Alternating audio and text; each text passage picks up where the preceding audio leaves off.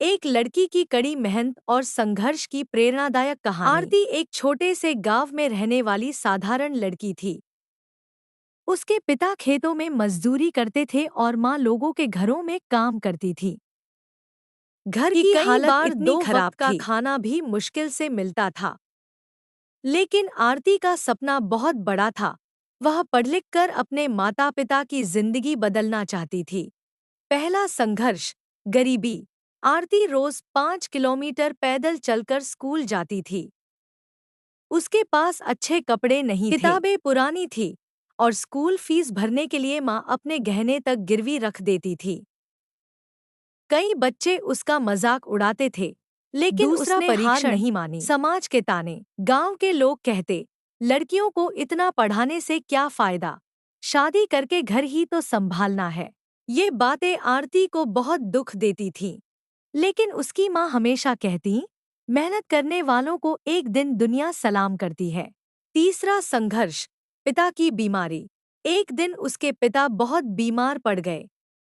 घर की सारी जिम्मेदारी आरती पर आ गई।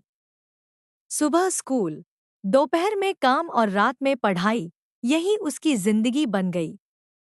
कई रातें उसने बिना सोए बिताईं। चौथा परीक्षण, परीक्षा में असफलता। आरती ने एक बड़ी सरकारी परीक्षा दी, लेकिन वह फेल हो गई। उसका दिल टूट गया। उसने खुद को कमरे में बंद कर लिया और बहुत रोई।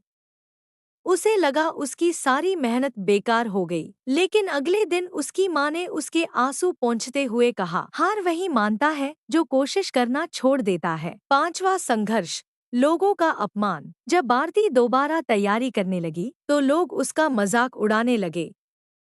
पहले भी फेल हुई थी, अब क्या कर लेगी। लेकिन इस बार उसने ठान लिया था कि वह खुद को साबित करके दिखाएगी। सफलता का दिन, दिन रात की मेहनत के बाद आखिरकार परीक्षा का रिजल्ट आया।